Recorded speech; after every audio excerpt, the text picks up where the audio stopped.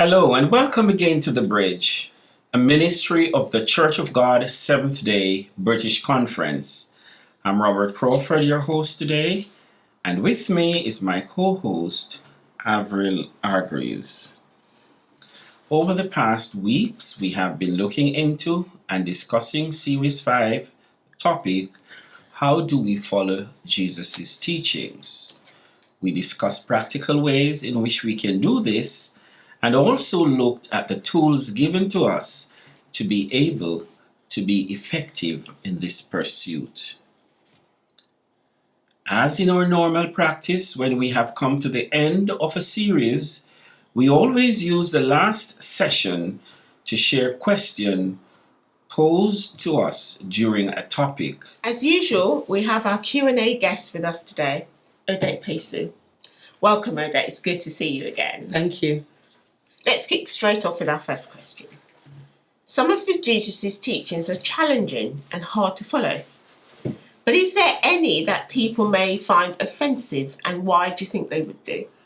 Well, I think there are quite a few that people would find offensive, and I can think of one off the bat.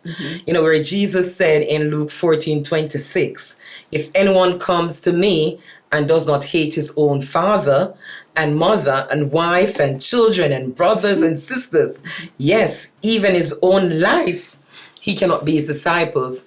And at first glance, when you think about this, you're thinking that Jesus is saying that you need to hate your mother and your father. How can you ask me to hate my mother, who has carried me for 9 months in her womb, nurtured me, my parents, my father, who worked hard to take care of me as a child, instilling me good values and discipline, hate my brothers and my sisters. My parents taught me to love them, and now you're saying I have to hate them in order to follow you. He even went on to say, I must hate my spouse. And as far as I know, my spouse and I are supposed to be one.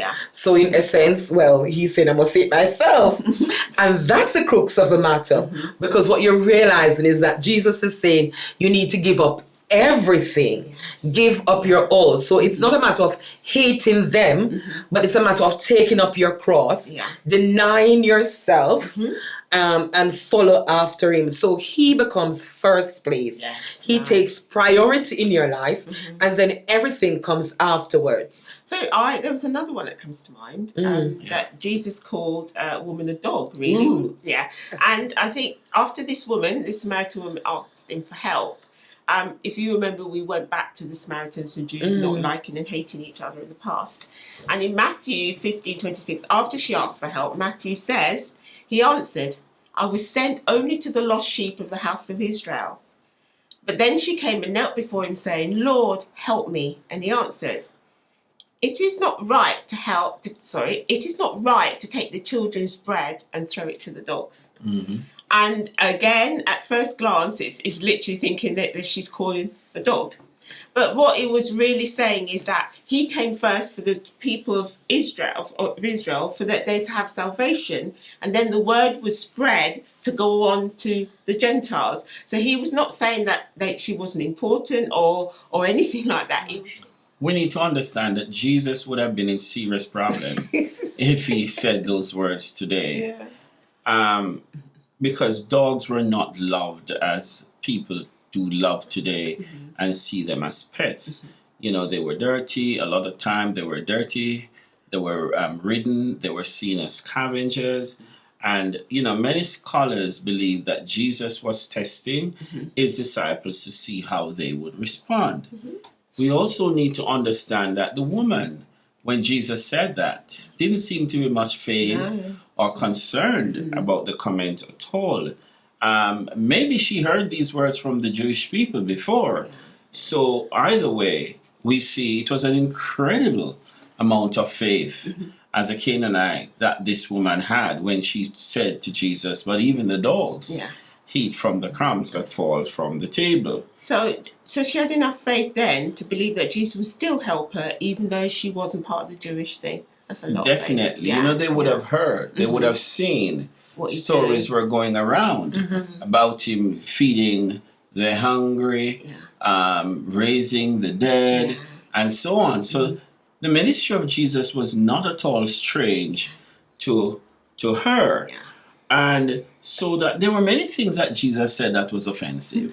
And even, sorry for interrupting, but I'm looking back at this lady, and one of the things I'm noting is the fact that she's showing humility. Definitely. Yeah. Very humble. Remember that Jesus, at many times in his discourse, called the leaders of the religious establishment Yes, that day. yes. He called them hypocrites because,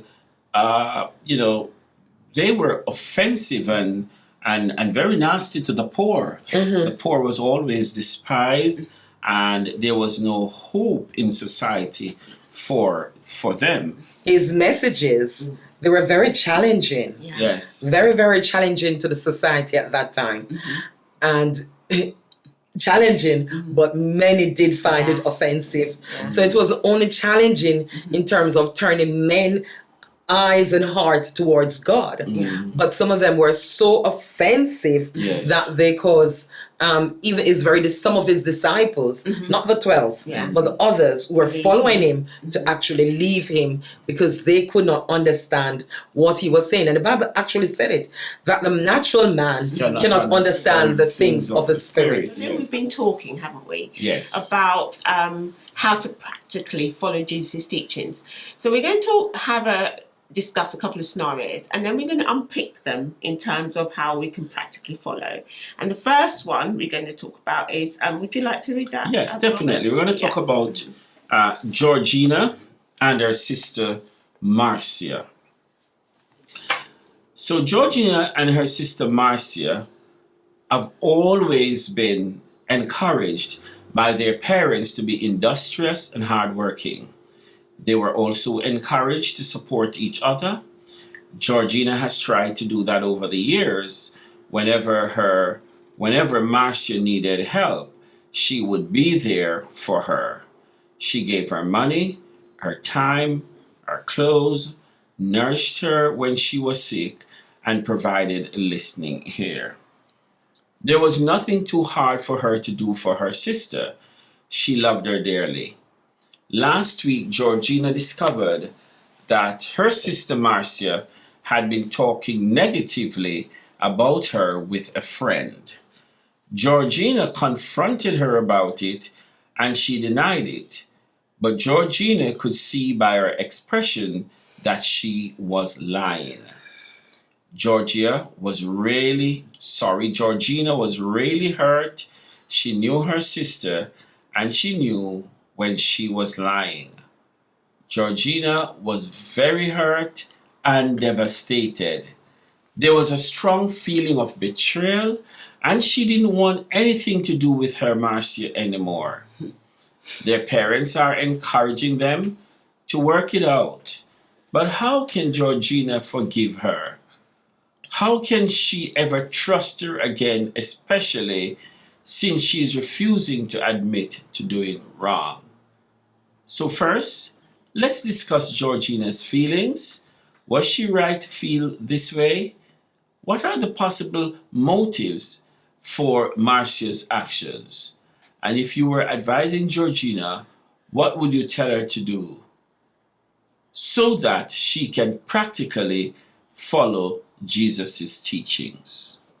Right, so let's first discuss Georgina's feelings. Was she right to feel the way she does? Under normal circumstances, she'd be expecting her sister to have her back. Support her. Yeah. And then to find that her sister is not having her back, she is actually like backstabbing, we would say. Yeah. That can be very, very painful. And it's not something that you overcome easily. It's going to take time. Definitely. Right? So, yes, I would say, and I know that very often as Christians, we tend to sweep the emotions under the rug and the Yes. carpet, and Yeah. we want people to forgive immediately. Yeah. But forgiveness is a process. Yes. What could have caused Marcia, her sister, to do such a thing? Yeah.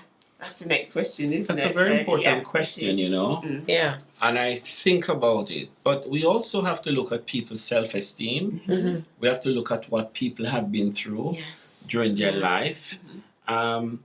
We have to ask ourselves, we see that the parents were encouraging them to work it out. It could be envy. Yeah. It could be several things that has caused that. We spoke early in the program last program about judging and criticizing people. But it seemed to me that Marcia's action was a betrayal to not just Marcia, but to the entire family. Yes. Because it must have been very painful for them. So having said all that, knowing what's gone on, if you were advising Georgina, what would you tell her to do, knowing that she has to follow Jesus' teaching? The first thing I think she would need to do is to acknowledge her feelings. Yes. To admit that she's feeling hurt and all of those feelings that are there inside bubbling up. Yeah. Then I think the next thing she would need to do is to pray and ask God to give her the strength to do that which she needs to do to take the necessary steps. Following that, she would need to sit and talk with Marcia, her sister. This is not about apportioning blame, but it's about reconciliation, trying to understand probably what motivated her sister, what actually went on, and step from her side of the fence over to the side of her sister, to sit in her sister's shoes, to try and understand what could have caused it, and so forth. Georgina has to bring herself to be willing to listen to what Marcia has to say, because the upset that she has, she might just not want to hear. So here's another for us to discuss. Pablo Henriquez is head of a private school which was founded by his grandfather. It's traditional that the oldest son in the family is groomed to take over the running of the school. Since Pablo took over, he created a number of other schools which he leads, making him the executive head. He's a very good executive head, and his schools are all rated outstanding by Ofsted. However, he was recently diagnosed with stage 4 cancer and was told that he only had approximately 6 months to live and needed to get things in order so that there will be a smooth transition when he passes on. Pablo is desirous of his son James taking over the schools as executive head, but James is not interested, as all he wants to do is play and teach music. He thinks that his friend Daniel, a senior vice principal, was more suited for the role, and he had told his father this many times. Pablo became very angry, both with James and Daniel, and decided that he was going to ensure that Daniel loses his job within the trust. Pablo begins to activate his plan by first delaying programs that Daniel was responsible for, so that it begins to look as if Daniel is inept. He planted alcohol and inappropriate reading materials in Daniel's desk and arranged for the contrabands to be discovered by the school caretaker. He then tells Venetia, his daughter, who is engaged to Daniel, that he has been informed by a concerned staff member that James is two-timing her with another teacher. Daniel has a clean and healthy friendship with Miss Mandeville, the science department director, and so is very surprised when the love of his heart, Venetia, accuses him of two-timing her with Miss Mandeville. Daniel is further shocked and dismayed when he was brought before the school board for disciplinary reasons and placed on suspension, pending further investigation. With all the evidence against him, he is asked to resign his post and was told that the matter would be handed over to the education board. He's not been able to find a job. He's about to lose his house, so he has decided to sell up and move away to another country for a fresh start. James, however, did not give up on him. He knows that his friend could not have committed such a crime, and so, after a while, due to James's persistence and interference, it's discovered that it was Pablo who created all the problems, deliberately. Daniel is informed of the discovery and is told that he will be reinstated to all his positions to the trust. Pablo wanted to meet with Daniel, but Daniel refuses. He didn't want to have anything at all to do with this wicked, evil man, very devastated to realise that his mentor, leader and prospective father-in-law had done this to him. He's not sure about returning to the post and has refused all calls from Venetia. Venetia wants to reconcile, but although Daniel still loves her, he's angry with her betrayal. Daniel is a Christian and has been taught to love, forgive and show mercy, but he's not sure how to go about doing this. It would be difficult, let's be real. Yeah. human, in our human nature, this would be difficult to just gloss over and say, I'm going to forgive and move on. Thinking about Daniel's feelings. Now, he's a Christian, and it sounds like everything that we've read is that he follows Jesus well, because people seem to like him, he does well. And then something like this happened. Wouldn't you question, God, what have I done? I've followed you, I've done everything I can. And yet still, somebody who you've put in my life, who's my father figure, is now demonstrating something like this against me. Perhaps he's well angry with God as well, to allow this to happen. Very well, but what does God want him to learn from it? From all of that's this. the question. But that's not the only thing, it's not only the father figure. Yeah. Let's think about the young lady that he's engaged Venetia, to. yes. Right? Yeah. She should know him and know what he's capable of doing, one would hope. Yeah. And so when accusations are made, then she should be saying, no, this is not Daniel, but this is her father That's also. right. So Yes. who do you That's the dilemma, believe? yeah. My father, my fiance? Yeah. Which one? Yeah. And so she found herself in a right pickle. But he also felt betrayed by her. Yes. So not only by his father figure, But by her. but by her. And I suppose he could also be saying in his head, if my friend James could believe in me, Yeah. then why can't couldn't they? Yes. Venetia? You're betrayed by family and loved ones. It's very, Very, very hard. hard and difficult to deal But with. Pablo, Mm. he's dying. He's got 6 months to live. To destroy, because of tradition. Because tradition says the son should take hold. That very nature, and he would do that, knowing he hasn't got long to live anyway, so what does it matter?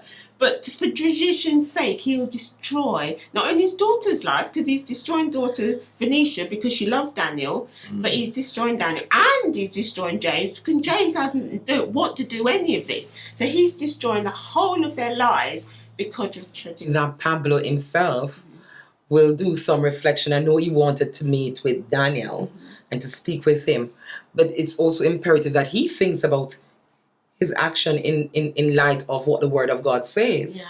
And he doesn't only need forgiveness from Daniel, He needs it from but he God needs as it from well. his daughter, Uh-huh. from his son, and more Ultimately importantly, from God. ultimately from God. Yes. And I guess he did not stop to think that if in the midst of this, because although the doctors say 6 months, Yeah. that is Yes. man's Yeah. prognosis, it could be earlier. Yeah. What if he had died before this? Yes. Where would he? Where would it be? Spend Spend eternity. eternity, to say, you know? Yeah. I understand those concerns, and those are serious concerns. But when someone is hurt and devastated, to know that someone who's your mentor, your leader, your prospective father-in-law, had done this to him, that is what I think makes it worse. What would you say to him about Venetia? Because Venetia, obviously, he still loves her. Venetia obviously wants back. What advice would you give to him in terms of Venetia? Daniel would have to realize the human elements in everyone. Yeah. And that the best of us sometimes make some dreadful mistakes. This is in no way an indication that Venetia doesn't love him. No. She was probably hurt and we get hurt sometimes. And that's why the whole thing of forgive in order to be forgiven is very important. Serve in order to be served, and empower in order to be empowered. What he has to do is to get into the space of Venetia and to find out what is it that was happening at that particular time when she joined ranks and betrayed him. He can't be just wrapped up in himself and think about his own feelings only. She was betrayed as well by her father, isn't it? Fine. Yeah. So therefore, he has to be willing to step back and say, you know what? I need to look at this from an objective standpoint and to see and understand the dynamics, understand what went wrong, so that he's able to help her. He has to treat it as a Christian and to say, think it not strange concerning the fiery trials which have come to destroy you, to try you, as though some strange things has happened. And I think, with time and with reflection, sober reflection, I think Daniel will be able to bounce back, and he will be able to forgive, I believe. I think if he looks at it positively, he remembers that James was there with him all the time. So James went against his father, and that the trust that James had. So if you think about it, although he's betrayed on one side, there's an enormous amount of trust shown in by James, who's the brother and the son. And Certainly. I would suggest that it would be ideal for him to go for counseling. Yeah. Yes. Somebody who can help him to look at it Yes.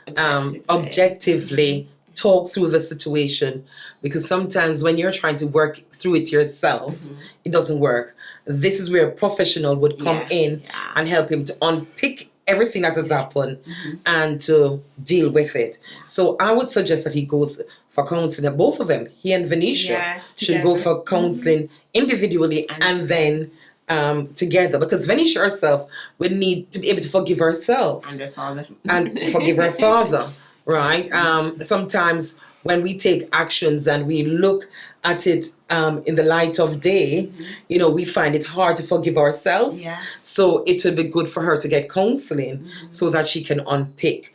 They need to pray. Yes. They need to ask God to give them the strength, because this is not something easy to walk over, right? So praying becomes essential, become important. Talking together and finding opportunities to deliberately find positive things to do together will help to bridge the gap and to bring healing. Time is of essence also. Time is Yes. And so all of them will need to understand that time is not overnight.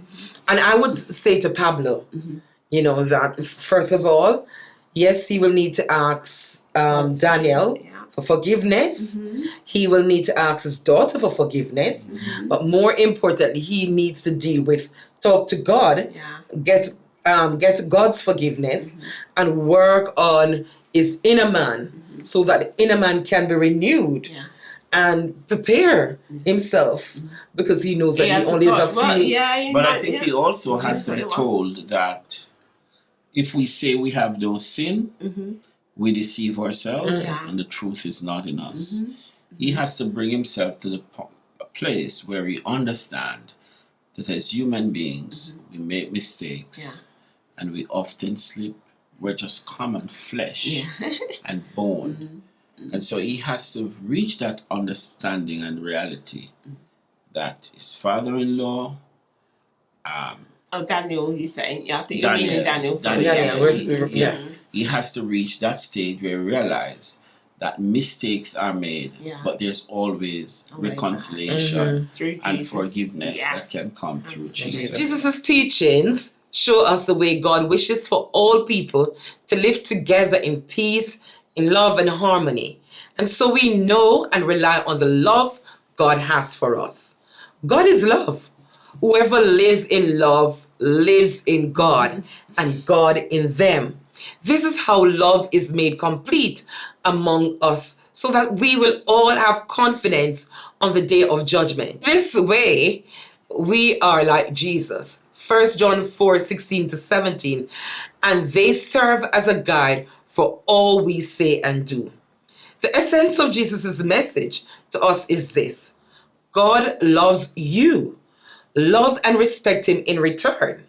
Love and care for all your fellow men as much as you care for yourself. Next week, we will be starting a brand new series topic: what is the meaning and purpose of life? Life hence, what then? We will be looking at the age-old question that has been contemplated, discussed, and chewed over for centuries. The reasons for this very deep and meaningful question, and the varied responses that are offered. We will look first at the perspective of the secular worldviews based on political and sociological interest, religious and philosophical beliefs, and then over the subsequent weeks, the Christian perspective in responding to this question. We hope you will join us as it will be an interesting, thought-provoking conversation. Via the details you can see on the screen. Our website is www.cog7thday.org.uk. Our email is thebridgetv@cog7thday.org.uk, or phone us on 0208 688 6094. And let me remind you that we will be here every Sunday, 8 to 8:30 p.m. on Faith World TV, Sky Channel 588, and Freeview 264.